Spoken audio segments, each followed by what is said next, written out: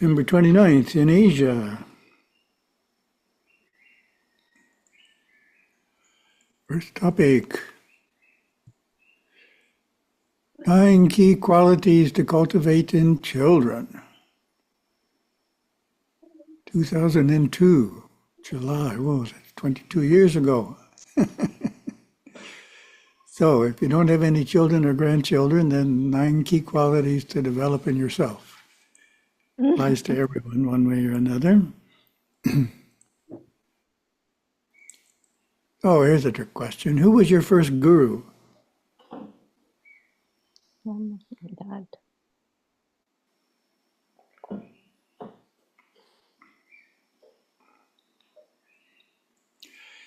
Every mother and father is indeed a guru, in fact, an individual's first guru, teaching by example, explanation, giving advice and direction. When we think of gurus, we automatically think of teaching. Thus, looking at parents as gurus highlights the importance of what parents teach their children, grandchildren, and possibly even their great-grandchildren. Swami is an individual's second spiritual guru. Simple analogy will point out why Swamis are deeply concerned about what parents teach their children. Imagine being a young man or woman's second dance teacher. The first teacher has not been systematic in teaching the basics of dance. The second teacher may end up spending years undoing what the first teacher ineptly taught before he can advance the student further. Waste of time. A common problem many individuals have when entering adult life is a negative self-concept. This is a sense of feeling that you are inherently flawed and inferior, and that others are vastly superior to you. Parents create this in their children through frequent critical comments such as, "How could you do such a stupid thing? You're so dumb. You'll never amount to anything." It can take the Swami years of working with the individual to help him replace a low self-esteem with a sense of personal worth. This would be totally unnecessary if the parents had raised the child wisely to cultivate good character. There are 9 key qualities we want our children to possess in order to be happy, religious, and successful when they reach adulthood. We will explore each of these to see what children should be taught or not taught by the parents to develop that quality. So they all begin with a P. I like to do that. It's easier to remember. So as you might imagine, the first one is positive self-concept. What is a positive self-concept? Question to you.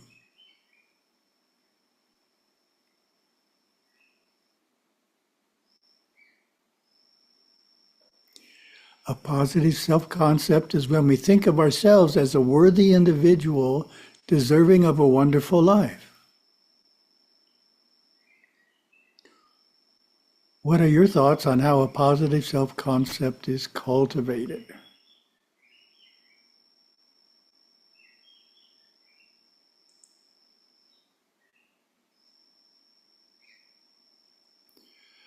Unfortunately, many children reach adulthood with a negative self-concept, feeling that others are better than they are and life has little to offer. A negative self-concept is developed through verbally running down a child. This can occur in 2 distinct situations. The first is simply making these kinds of remarks as a form of teasing or joking. This, of course, needs to be stopped and replaced with remarks that encourage and praise the child. Parents should also not allow their children to call each other names such as fat or lame. When it comes to correcting misbehavior, it is wise to distinguish between the person and the behavior. This is a key point, even in thinking about yourself. The behavior was foolish, not the person. For example, what you did was very foolish, but you were smart, and I'm sure you now know better and won't do that again. So the child is smart, but what the child did was foolish. You're not challenging the smartness of the child. Having a positive self-concept about his outer self allows the child to accept the Hindu teaching that his inner self is a divine being, a radiant soul. That's why it's listed first, in that you need it to feel that you have a soul. If you have a negative self-concept, you're not ready for the idea that you're a divine being. Second quality to develop is perceptive self-correction. What is perceptive self-correction?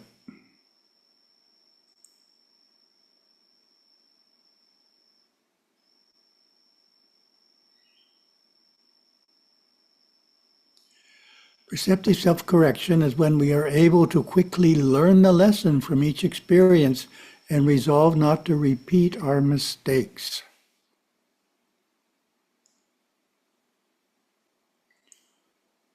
What are your thoughts on how perceptive self-correction is cultivated?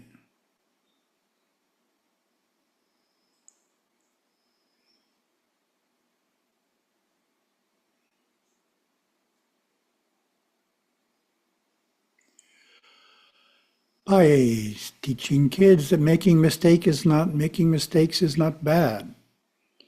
Everyone makes mistakes. It is natural and simply shows we do not understand something. It is important for the parent to determine what understanding the child lacks and teach it to him without blame. And of course, what shouldn't be done is simply blaming the child. So we want the child to help. We want to help the child learn what he or she didn't know.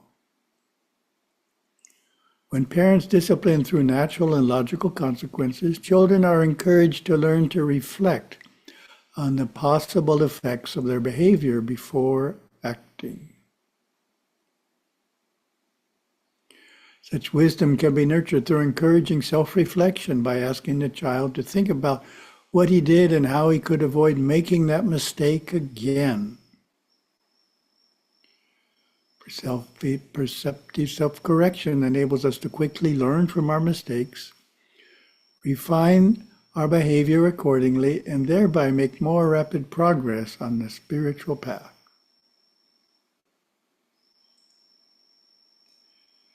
Third quality to develop is powerful self-control. What is powerful self-control?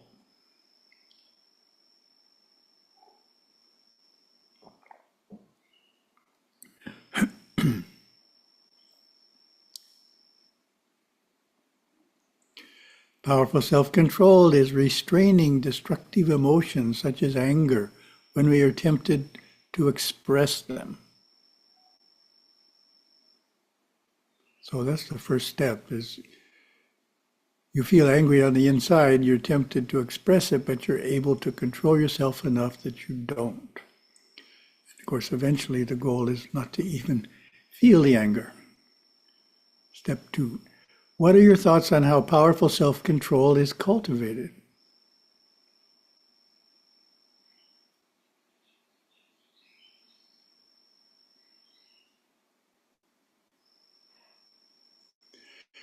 It is through parents never expressing such emotions themselves. Children learn by observing their parents, whether it's acceptable to behave emotionally or not. It is by referring often to the 10 restraints of Hinduism's code of conduct, known as the yamas, finding illustrations of these ideals in daily life, on television, and in movies. So children can learn a lot from television and movies with the parents' help about good conduct. Some people teach us what to do and others teach us what not to do, as Gurudeva loved to say. The 10 yamas are, of course, as we know, non-injury, truthfulness, non-stealing, divine conduct, patience, steadfastness, compassion, honesty, moderate appetite, and purity. It is through emphasizing the traditional Hindu imperative to maintain chastity until marriage. Self-control leads to self-mastery, enabling one to be more successful in achieving outer as well as inner goals. Fourth quality, profound self-confidence. What is profound self-confidence? Is the question to you.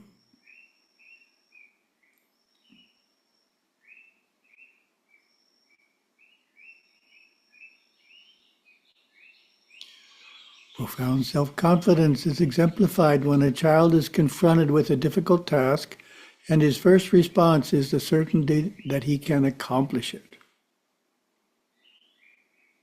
Or he doesn't feel he can't accomplish it, he feels he can. That's profound self-confidence. What are your thoughts on how profound self-confidence is cultivated?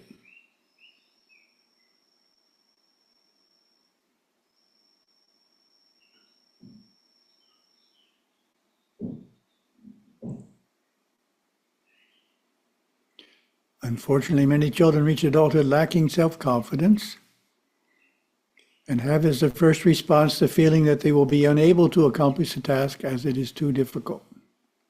So here's the question again. First slide shouldn't have been there.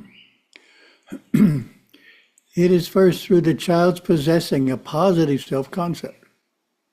That's the basis for a lot of other character qualities. That's why it's first.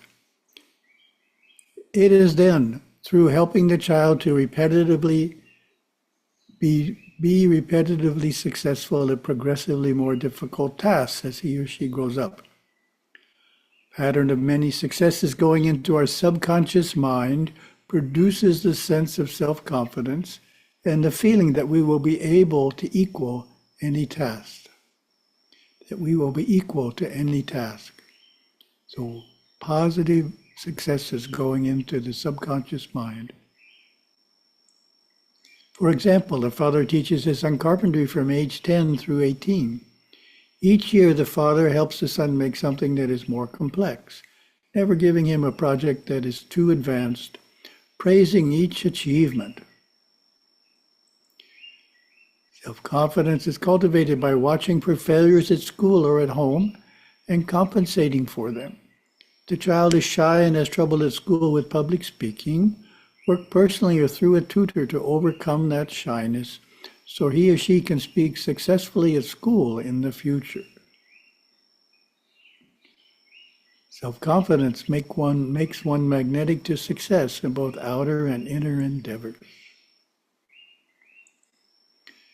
Fifth quality, something you may not have thought about. Develop a playful self-contentment. What is a playful self-contentment?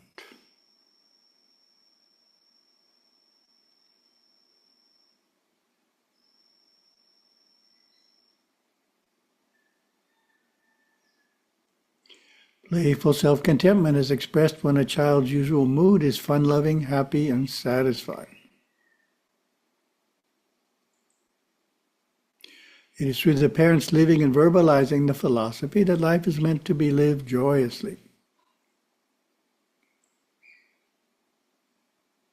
What are your thoughts on how playful self-contentment is cultivated?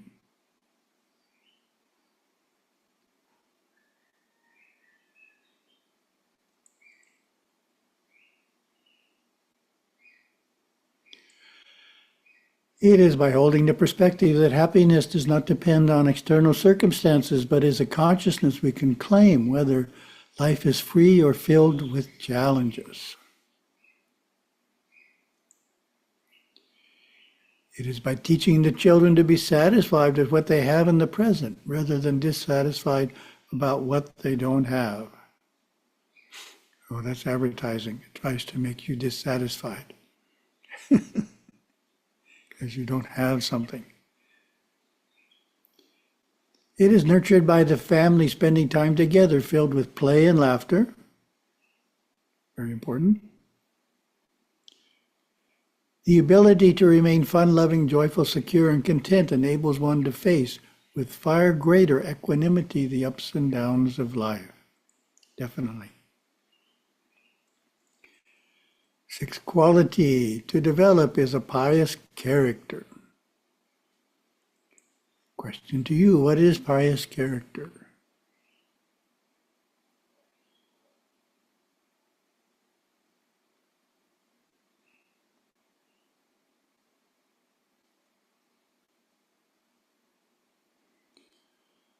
Pious character is expressed when we naturally treat others with kindness, generosity, and appreciation. It is fulfilled when we seek the blessings of God, gods, and Guru throughout life. What are your thoughts on how pious character is cultivated?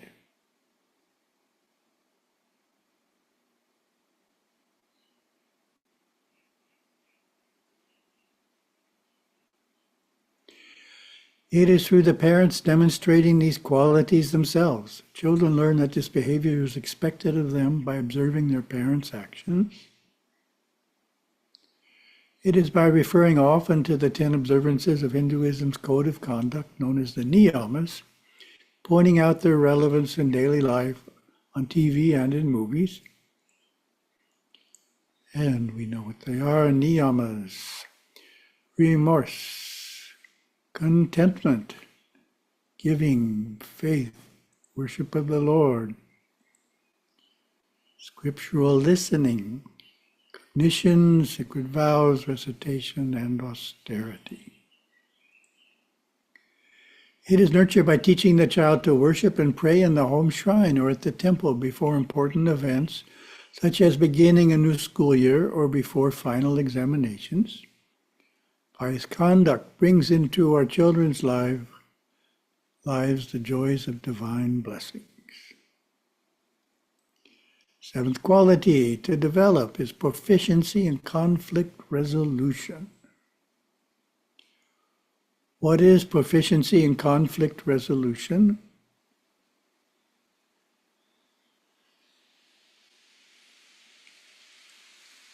Proficiency in conflict resolution is exemplified when we work out disagreements with others by using intelligence and seeking for a win-win situation. What are your thoughts on how proficiency in conflict resolution is cultivated?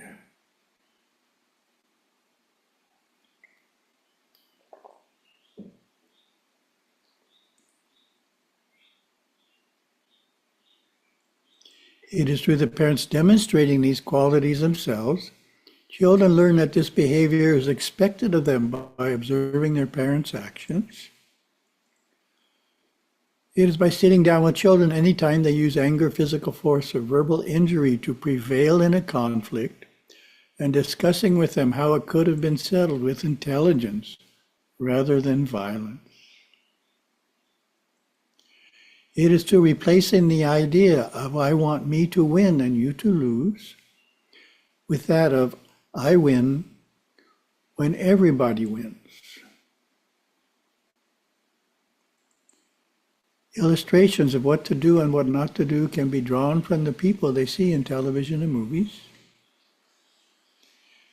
It is nurtured by parents following the wisdom of resolving their husband and wife disagreements before going to sleep, as this teaches by example the importance of facing and solving a conflict rather than fleeing from it. Proficiency in conflict resolution keeps our life sublime and our subconscious mind free of the disturbances caused by memories of unresolved disagreements. That's the ideal. We don't have unresolved disagreements, and therefore our subconscious is not disturbed by them.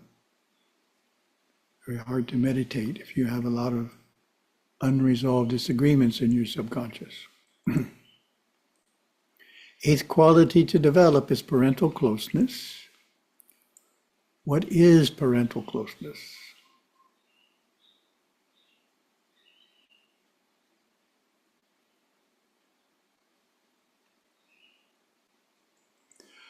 Parental closeness is fulfilled when children reach adulthood and choose to spend time with their parents because they really enjoy being with them. Strong bond of love and understanding exists. Sadly, the opposite is often the case. Sadly, we know of many instances when a boy reached adulthood, moved out of the home, and maintained as little contact with his father as possible. What are your thoughts on how parental closeness is cultivated?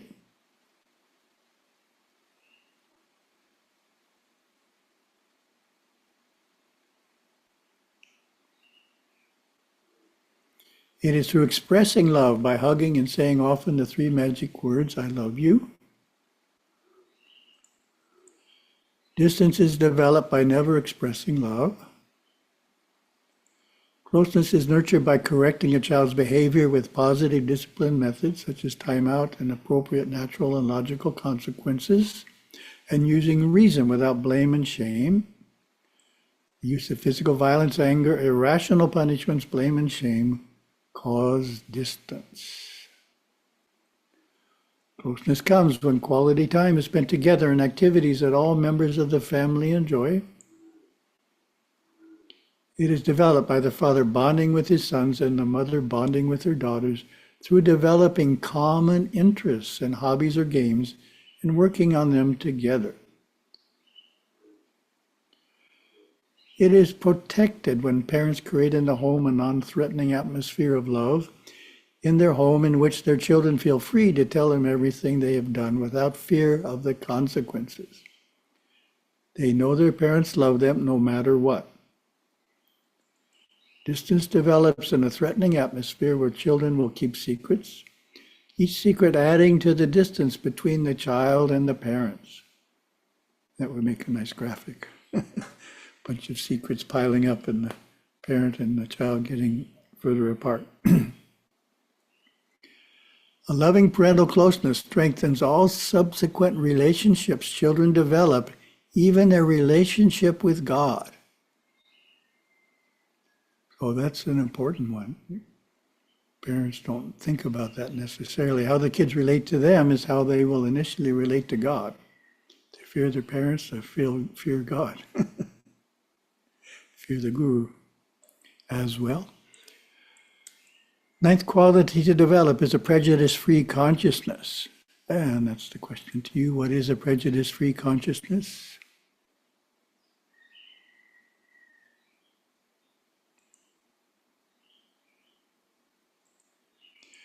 Prejudice-free consciousness manifests when we see God in everyone and fully embrace differences of ethnic background and religion. Are we born with prejudices? Absolutely not. They are all learned at home, at school, and elsewhere.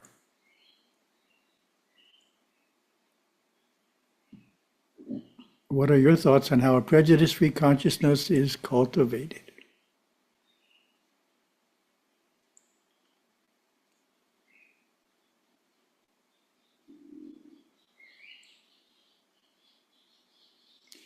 It is through teaching our children that the whole world is our family and all human beings are divine beings. Very strong Hindu concept. It is through complete avoidance of remarks that are racially or religiously prejudiced.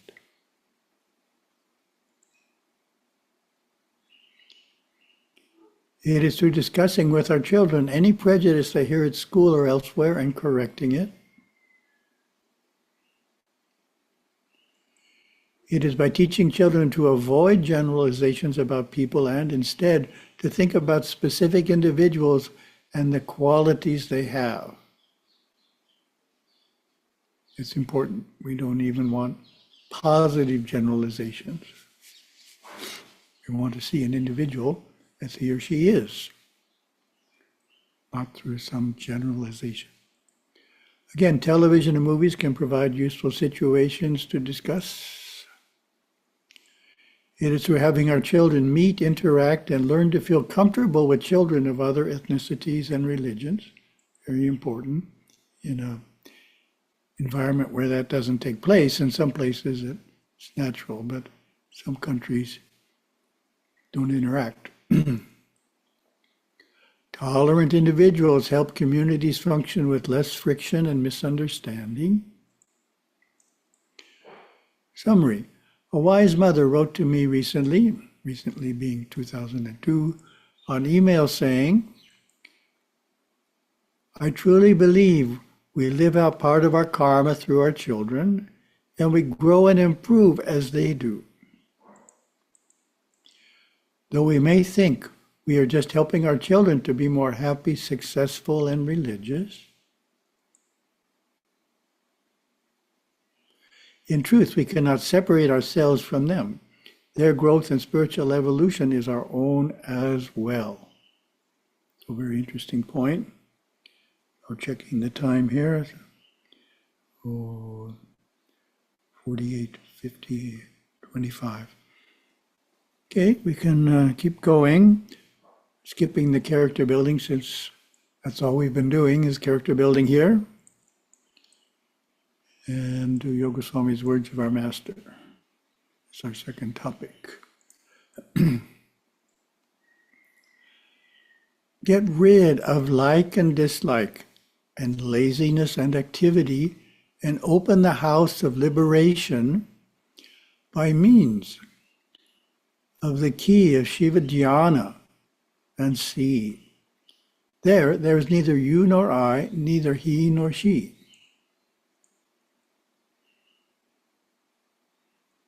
What does that mean to you?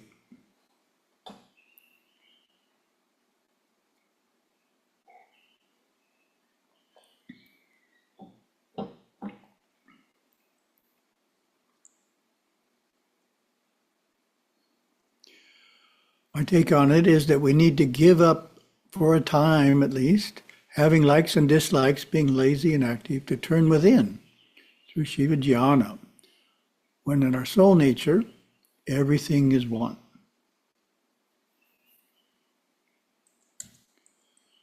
Next quote. Interesting one. The more you learn, the more will the mind become expanded and diffused. Directing the mind inwards will give you peace. What does that mean to you?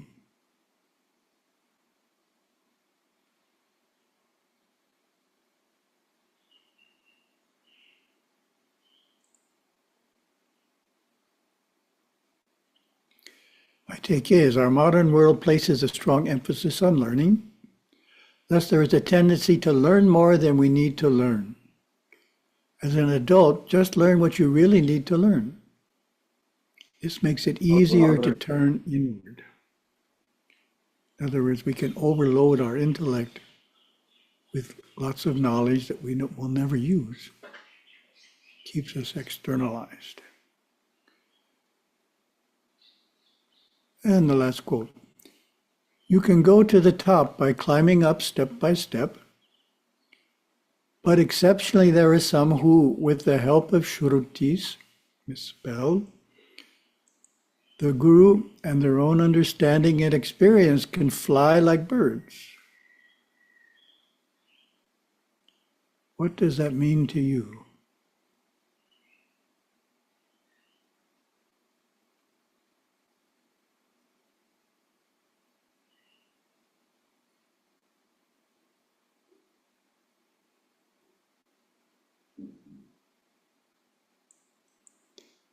My take, just because some fly like birds doesn't mean everyone can. We probably need to be content with climbing up step by step.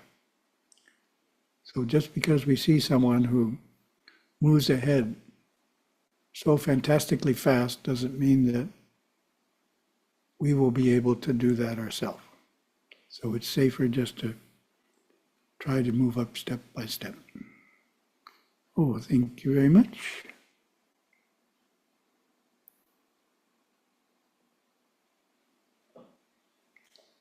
Om. Om.